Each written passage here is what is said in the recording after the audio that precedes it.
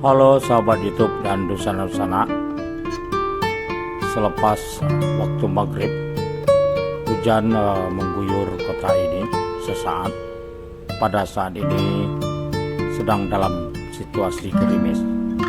Saya berada di depan kantor Balai Kota Pariaman, dan inilah view yang dapat kita lihat pada waktu menjelang pukul 9 malam. Kota Pariaman terletak di pesisir barat pantai Pulau Sumatera. Di masa lalu merupakan kota pelabuhan. Inilah Kota Pariaman pada hari ini, pemekaran dari wilayah Kabupaten Padang Pariaman. Kota ini mengalami 2 kali dalam 1 tahun keramaian yang luar biasa. Yang pertama pada saat Hari Raya Idul Fitri, kemudian pada saat Bat Tabuy di bulan Muharram. Sebagaimana dipantunkan atau didendangkan di dalam lagu Kim, Pariaman tadangan langang, Bat Tabuy mengkonyo rami. Pariaman akan ramai pada saat acara Bat Tabuy, dan pada hari biasa tidak terlalu ramai atau juga tidak bisa dibilang sepi. Apalagi pada saat kini. Tujuan saya pada malam ini adalah tempat yang di hadapan kita ini, sebuah kafe di dalam Kota Pariaman, untuk minum kopi dan berjumpa dengan 2 orang yang berlatar belakang dunia akademik. Kemudian seorang yang berlatar belakang dunia jurnalistik dan aktivis masyarakat. Yang membuat kami dekat berempat walaupun berbeda umur adalah memiliki pandangan dan cara berpikir yang sama terhadap dunia kebudayaan, juga mengikuti perkembangan-perkembangan yang terjadi di kota ini. Kota Pariaman yang terus berubah, sosial, budaya, dan segala macam pernak-perniknya. Karena saat ini masih dalam suasana Lebaran Hari Raya Idul Fitri tahun 1443 Hijriah, saya ingin nantinya menanyakan kepada 3 orang ini bagaimana pandangan mereka terhadap tradisi berlebaran hari raya di kota ini. Ikuti konten ini sampai akhir dan dengarkan perbincangan kami.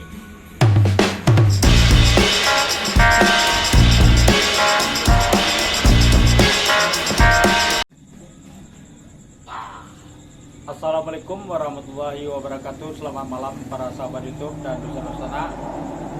Pada malam ini kebetulan secara insidental dan secara spontan saja, malam ini kebetulan duduk di suatu kafe yang ada di Kota Pariaman ini. Pada malam ini jumpa mereka ini adalah mereka-mereka yang menetap di Kota Pariaman dan juga dalam beberapa waktu terakhir ini cukup punya perhatian terhadap perkembangan-perkembangan yang ada di Kota Pariaman ini.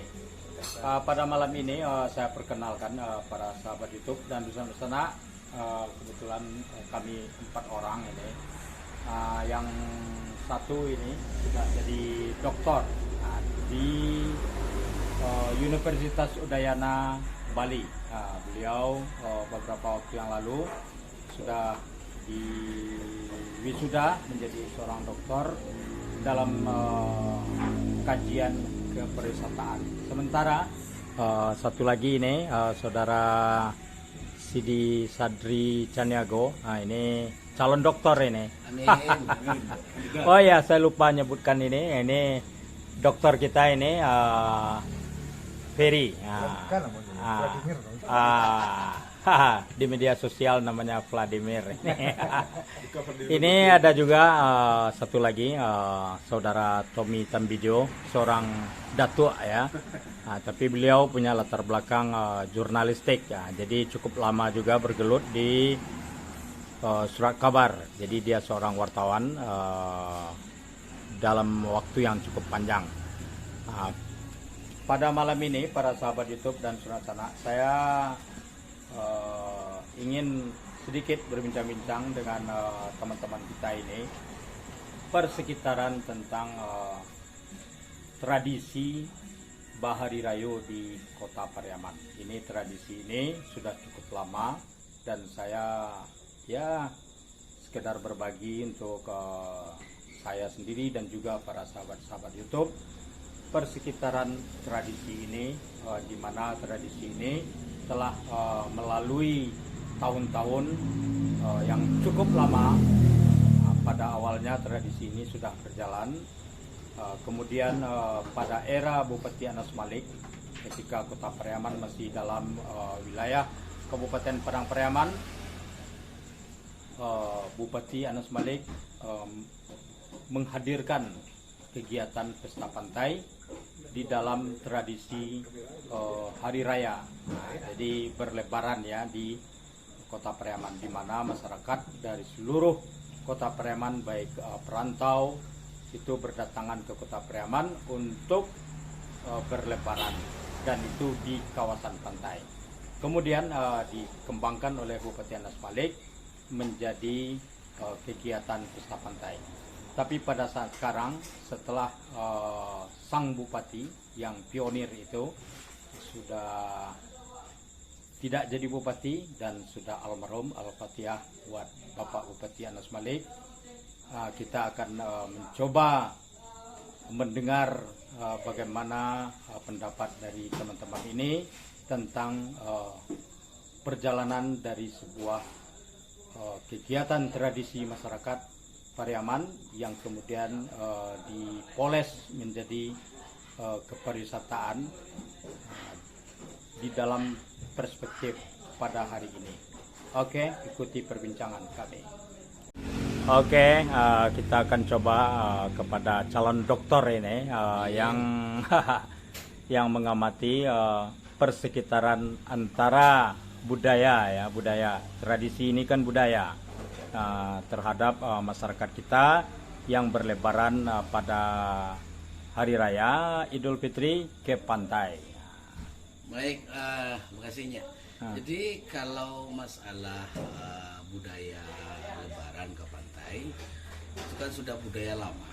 Ya. Artinya masyarakat Pariaman hari baik bulan baik, kondisi keuangan juga baik memungkinkan sehingga mereka pergi ke pantai, menghibur diri, melepaskan kepenatan dan segala macam. Artinya tidak hanya hari ini tradisi yang sudah lama sebetulnya. Tapi kemudian harus diapresiasi bahwa pemerintah kota kan mencoba untuk menata ini menjadi lebih baik. Tidak dinafikan juga bahwa di satu sisi nampak ada perkembangan yang positif. Pertama, persoalan retribusi, pengaturan parkir, kemudian fasilitas dan segala macam itu harus diapresiasi. Walaupun kemudian kita juga tidak bisa menutup mata bahwa sesungguhnya ada beberapa kekurangan-kekurangan, seperti misalnya persoalan ketertiban pengunjung, persoalan sampah, kemudian persoalan bagaimana melayani orang, terutama penyelenggara ataupun pramuwisata di lokasi pantai itu. Ini kan PR-PR yang mestinya harus diselesaikan oleh pemerintah yang dalam konteks ini kan tidak hanya sebagai regulator, tapi terkadang juga turun secara aktif menjadi eksekutor. Nah, salah satu obatnya itu ya pertama kepada pengunjung pantai memang perlu terus sosialisasi agar menjaga ketertiban, kemudian persoalan sampah, kebersihan dan sebagainya. Juga penguatan terhadap pedagang, pramuwisata, karena memberikan layanan yang baik, yang standar, yang ramah terhadap pariwisata, sehingga kalau ini berjalan dengan baik, mudah-mudahan lah semakin baik layanan, semakin baik fasilitas, semakin banyak atraksi yang ditampilkan, itu akan menarik minat dari pengunjung untuk datang ke Kota Pariaman. Kira-kira begitunya. Oke. Oke, bagaimana Pak Dokter kita ini? Nah, ini giliran dia ini. Ya, Dokter Ken Sarung ini.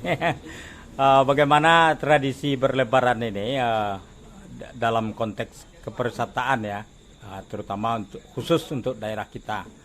Mungkin ada pandangan ya. Baik, terima kasih.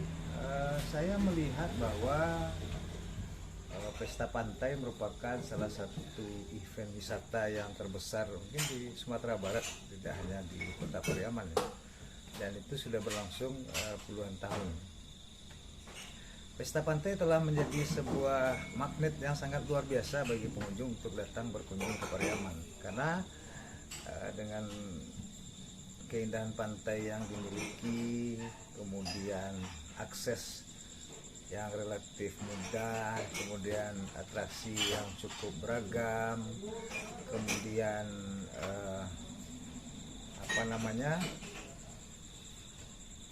pantai yang indah dan menarik itu membuat orang mampu untuk berduyun-duyun datang ke Kota Pariaman. Di samping Kota Pariaman juga dekat dikunjungi dari berbagai tempat yang ada di Sumatera Barat. Nah, jadi kita melihat bahwa dengan adanya Pesta Pantai merupakan sebuah hiburan yang murah meriah. Ya. Kita tahu kalau kita bicara murah meriah pasti akan ramai dikunjungi. Nah, di satu sisi saya lihat mungkin semakin hari semakin kesini, jadi minus di COVID kali ya, pengelolaan Pesta Pantai ini mungkin agak ada sedikit perbedaan dibanding zaman dahulu, di mana dulu Pesta Pantai itu identik dengan orang Pasiah gitu. Tapi sekarang pemerintah juga sudah banyak ikut terlibat di dalam pengelolaannya. Kalau menurut saya sebaiknya ke depan kita coba kembali dengan pola yang lama, bagaimana masyarakat lebih banyak seharusnya dilibatkan. Iya. Yang menikmati pariwisata itu sebenarnya harus masyarakat setempat. Mereka harus bisa mendapatkan keuntungan dari aktivitas pariwisata yang dilakukan di tempat mereka. Kemudian untuk menampilkan kearifan lokal ini ya. Jadi saya kira memang salah satu tugas yang berat di dalam pengembangan pariwisata itu adalah bagaimana kita bisa menciptakan sumber daya manusia yang mampu untuk mengurus kegiatan wisata itu. Jadi bukan perkara ekonomi saja gitu ya. Itu yang paling berat. Sehingga ketika kita mampu untuk memberikan senyum kepada pengunjung, saya kira kunjungan berulang itu akan bisa terjadi. Karena sukses tidak pariwisata itu kita bisa lihat dari mau nggak orang kembali lagi setelah dia berkunjung ke sini. Oke, para sahabat YouTube dan Dusana, jadi ada seorang yang sudah menjadi dokter, satu lagi calon dokter. Kedua-duanya adalah orang akademik. Tapi dalam pengembangan baik terhadap kebudayaan ataupun terhadap pariwisata sendiri, para sahabat YouTube dan Dusana, itu tidak terlepas dari keberhasilan yang pernah dicapai oleh Pariaman pada hari ini. Itu banyak juga dilakukan oleh peran serta dari media. Jadi kebetulan pada hari ini kita juga ada seorang yang gigih dalam memperhatikan hal-hal pengembangan yang ada di Pariaman, Saudara Tommy Tambijo yang di bidang jurnalistik.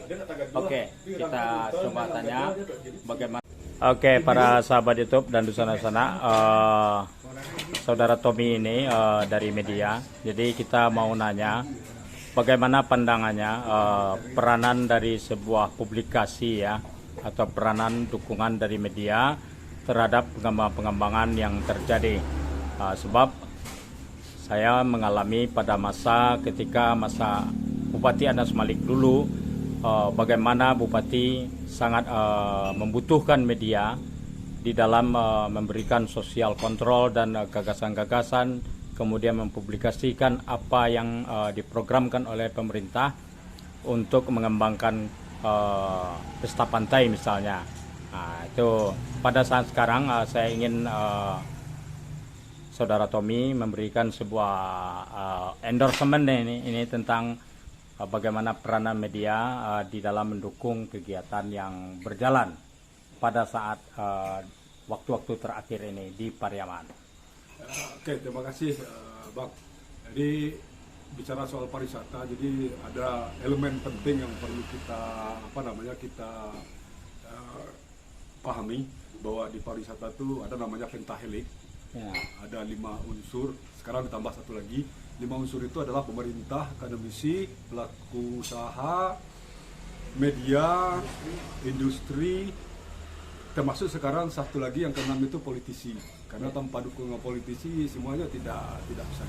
Jadi peran media di dalam pengembangan pariwisata, terhadap pembangunan pariwisata, menjaga image pariwisata itu sangat penting.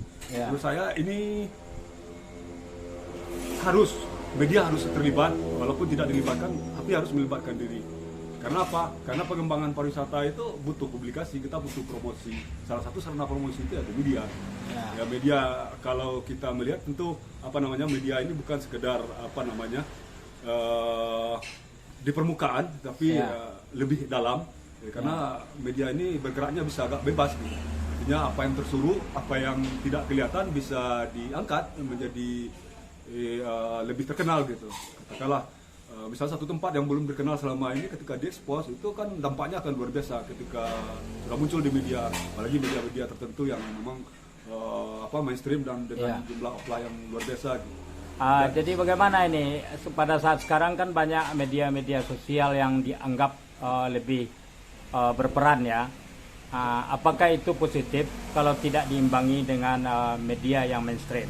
Ya, betul sekali. Sekarang persoalan kita kan itu, artinya sekarang ada persaingan media mainstream, itu ada peran media sosial. Nah, media sosial ini peran positifnya ada, apalagi untuk pariwisata ini penting juga untuk dibina. Tetapi kembali tadi, media mainstream itu dia punya kaidah. Kita di pers itu kan ada kode etik, ada ada rambu-rambu yang harus kita patuhi. Kalau di media sosial kan tidak ada rambu-rambu yang tidak pernah ada rambu-rambu, tidak pernah ada kode etik yang dipahami. Artinya ketika informasi di media mainstream itu berkembang, artinya itu bisa dipertanggungjawabkan, bisa dijadikan referensi dan bisa dianggap itu bukan hoax gitu. Artinya kembali tadi, media mainstream yang betul-betul memenuhi kode etik dan memenuhi rambu-rambu kerja jurnalistik itu sendiri. Ya, oke, terima kasih. Terima kasih.